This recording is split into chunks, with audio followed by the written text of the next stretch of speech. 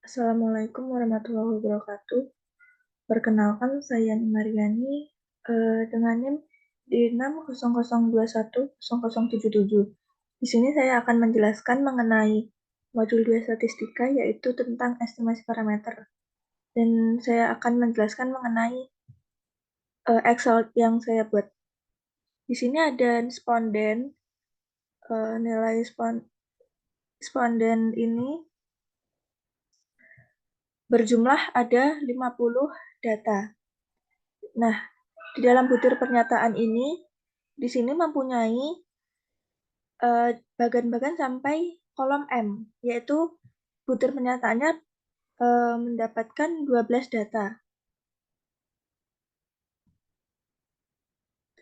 Setelah itu, kita dapat mengetahui total skor dari butir pernyataan berikut dengan cara sama dengan sum, lalu masukkan A3, yaitu kolom pertama yang 5 ini, kemudian kita blok sampai ke kolom M, yaitu yang 5 nomor 12 yang butir pernyataan ini.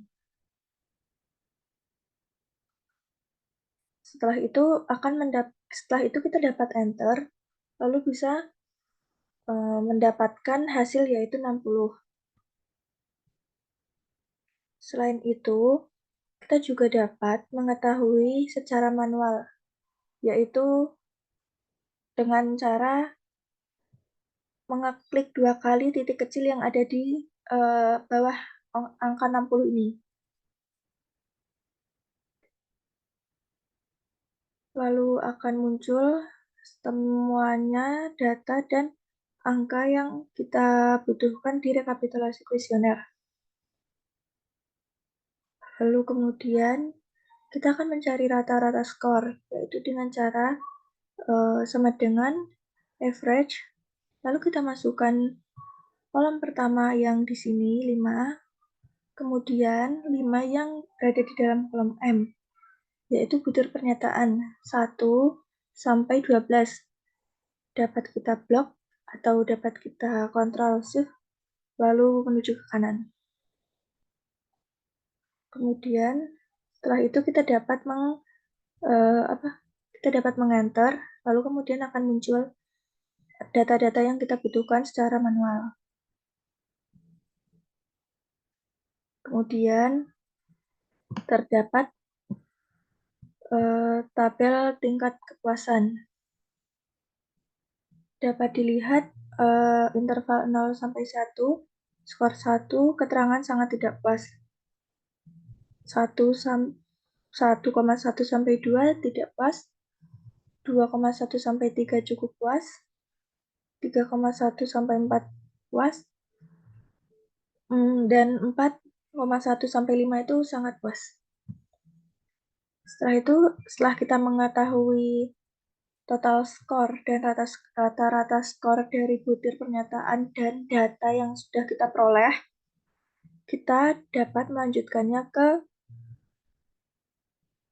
R-tabel.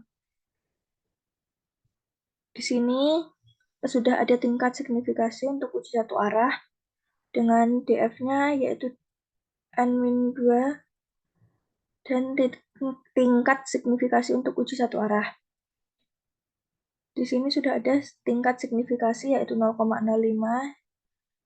dan N50 diperoleh dari rekapitulasi ini.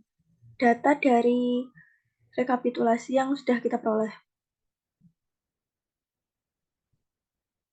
Kemudian DF diperoleh dari N50 dikurangi N, yaitu N-nya itu kan 50 tadi datanya, dikurangi 2. Mohon maaf, tadi DF itu 50 dikurangi 2.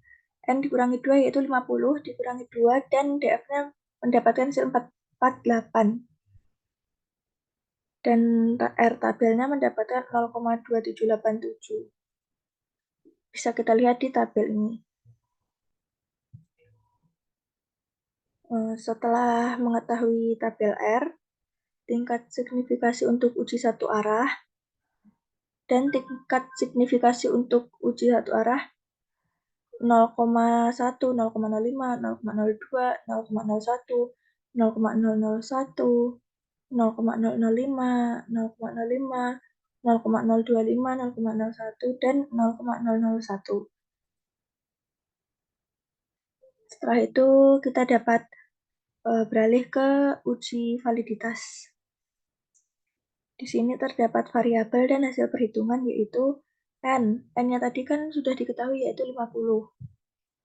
Lalu kemudian kita masuk ke DF yang tadi 48. Dan confidence levelnya 95. Ini X alpha-nya 0,05.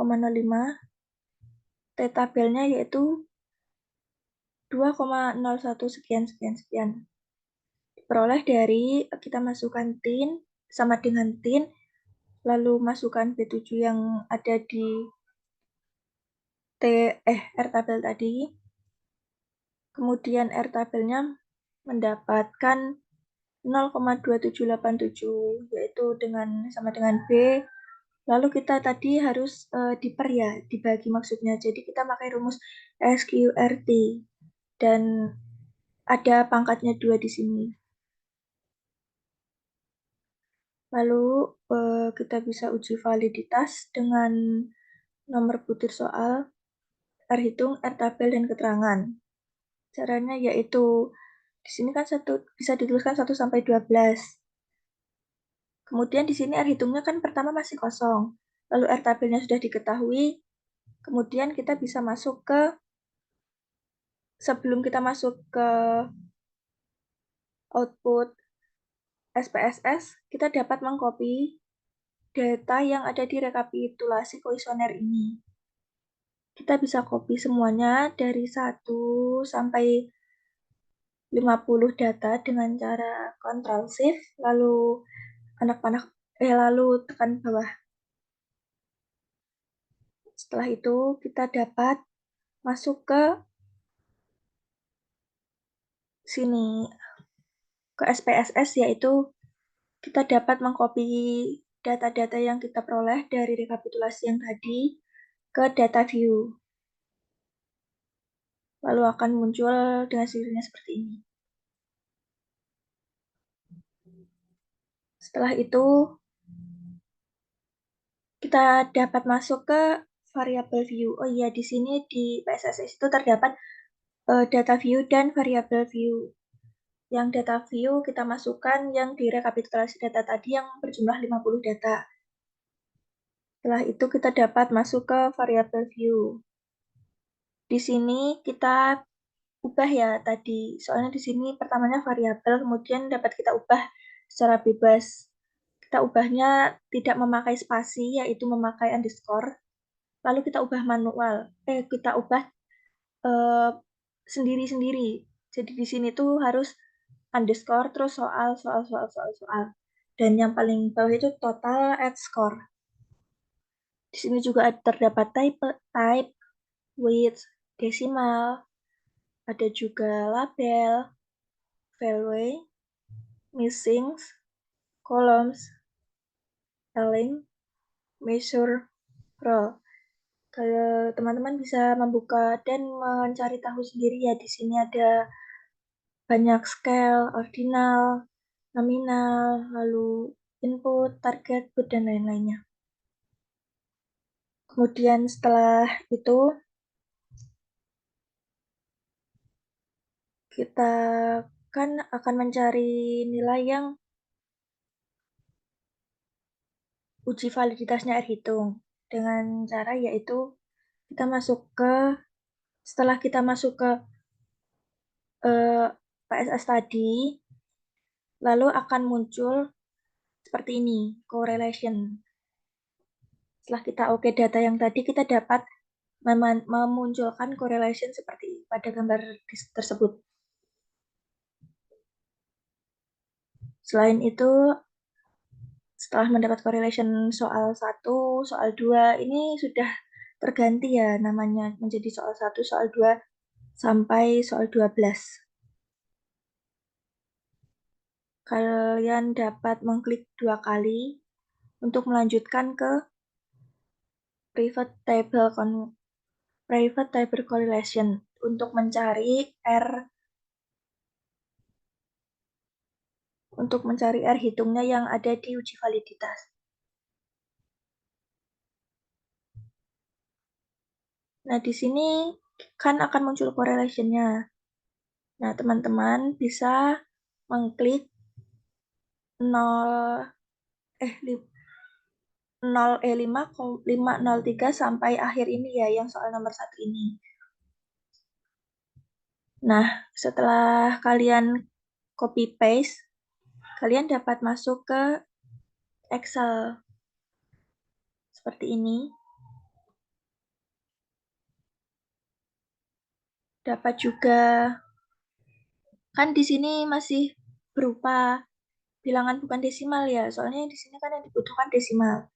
Nah, maka kalian bisa mengubahnya sendiri, yaitu dengan cara 503 itu menjadi 0,503, 514 menjadi 0,514, lalu 446 menjadi 0,446, dan semuanya menjadi 0,387 kalian desimalkan terlebih dahulu.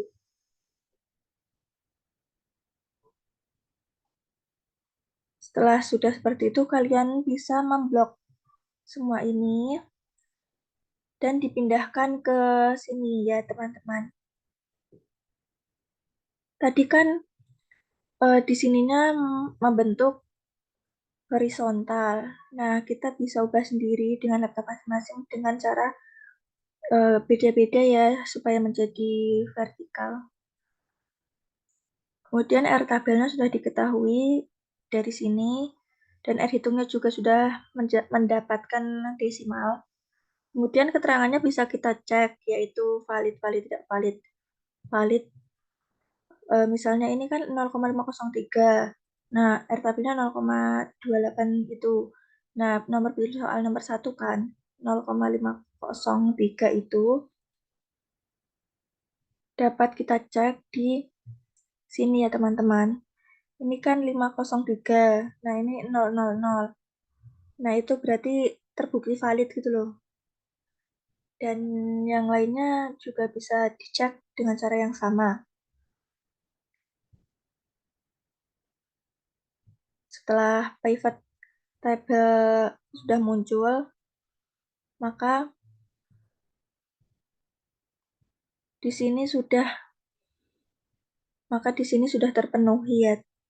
Sudah selesai semua sampai confidence level, eh, nomor butir, ruang hitung, R tabel, keterangan, dan lain-lain. Yang ini jadi tidak usah dipedulikan ya teman-teman. Bisa dihapus nanti. Sekian penjelasan dari saya. Kurang lebihnya mohon maaf. Wassalamualaikum warahmatullahi wabarakatuh.